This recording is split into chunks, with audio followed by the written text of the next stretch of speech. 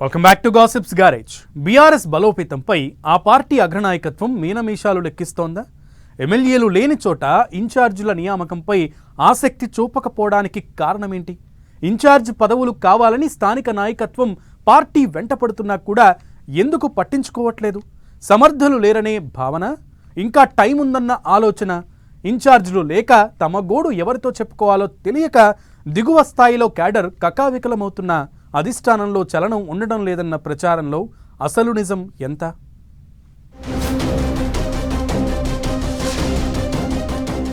Congress operation ఆకర్ష్తో party మారిన 10 మంది ఎమ్మెల్యేల స్థానంలో పార్టీ ఇన్ఛార్జీల నియామకంపై బీఆర్ఎస్ నిర్లక్ష్యం వహిస్తోందనే వాదన వినిపిస్తోంది. అసెంబ్లీ ఎన్నికల అనంతరం అధికార పార్టీ ఆకర్షణతో 10 మంది ఎమ్మెల్యేలు బీఆర్ఎస్ కు గుడ్ బై చెప్పిన విషయం తెలిసిందే. వీరిలో కొందరు పార్లమెంట్ ఎన్నికలకు ముందే పార్టీ వేడగా, మరికొందరు లోక్సభ ఫలితాలు వచ్చిన తరువాత కాంగ్రెస్ కండువాలు కప్పుకున్నారు. అయితే మొత్తం 10 మంది పార్టీ మారితే బీఆర్ఎస్ మాత్రం కేవలం ఒక్కచోట మాత్రమే ఇన్ఛార్జిని నియమించి మిగిలిన 9 చోట్ల ఎవరికి ఇన్ఛార్జ్ బాధ్యతలు అప్పజెప్పకపోవడంతో క్యాడర్ గందరగోళానికి గురవుతున్నట్టు ప్రచారం జరుగుతోంది. స్థానిక ఎన్నికలు తరుముకొస్తున్న వేళ ఇన్ఛార్జీల నియామకంపై అధినాయకత్వం దృష్టి సారించాలనే డిమాండ్ వినిపిస్తోంది.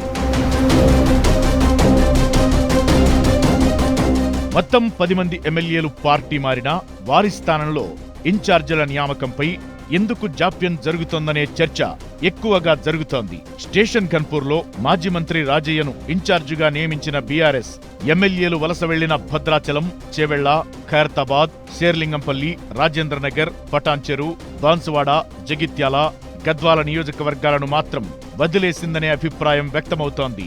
ఈ నియోజకవర్గ బాధ్యతల కోసం పలువురు నేతలు పోటీ పడుతున్నా అధిష్టానం మాత్రం ఎవరినీ పట్టించుకోవడం లేదంటున్నారు. దీంతో ఆయా నియోజకవర్గాల్లో కార్యకర్తలు ఇబ్బందులు ఎదుర్కొంటున్నట్టు చెబుతున్నారు.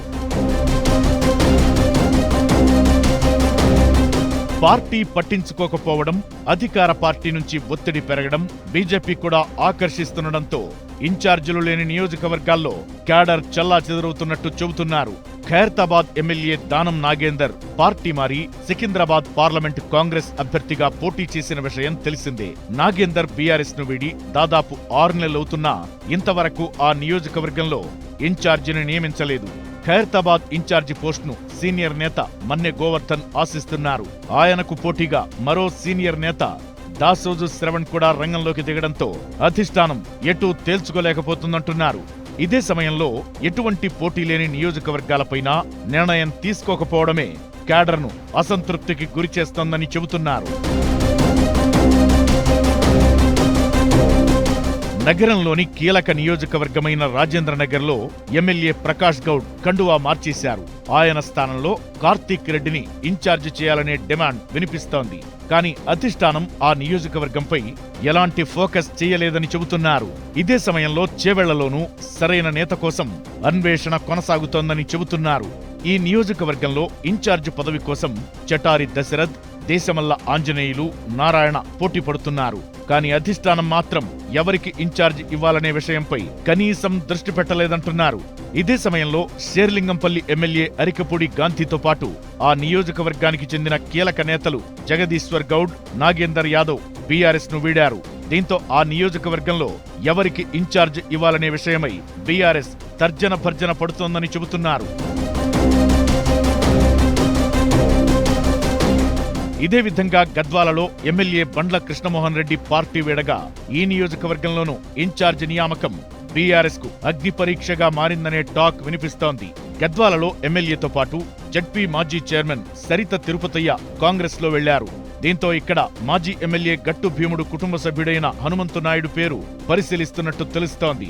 ఇక బాన్సువాడ ఎమ్మెల్యే పోచారం శ్రీనివాసరెడ్డి స్థానంలో ఇన్ఛార్జిగా తనను నియమించాలని మాజీ ఎమ్మెల్యే బాజిరెడ్డి గోవర్ధన్ కోరుతుండగా బీఆర్ఎస్ మాత్రం కాంగ్రెస్ లో ఉన్న మాజీ ఎమ్మెల్యే ఏనుగు రవీందర్ రెడ్డి కోసం వేచి చూస్తోందని చెబుతున్నారు.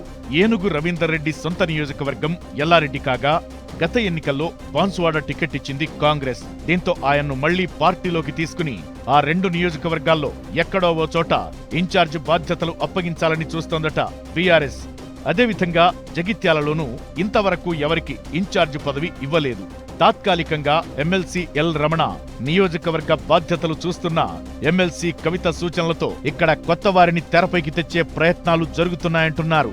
అయితే ఈ ప్రయత్నాలు ఎప్పటికీ కొలిక్కి వస్తాయో చెప్పలేమంటున్నారు. ఇలా బీఆర్ఎస్ ను వీడిన 10 మంది ఎమ్మెల్యేల స్థానంలో ఇన్ఛార్జీలు లేక పార్టీలో గందరగోళం ఏర్పడిందనే టాక్ వినిపిస్తోంది. మరి బీఆర్ఎస్ అధిష్టానం ఎప్పుడు ఇన్ఛార్జి నియామకాలను పూర్తి చేస్తుందో చూడాల్సి ఉంది.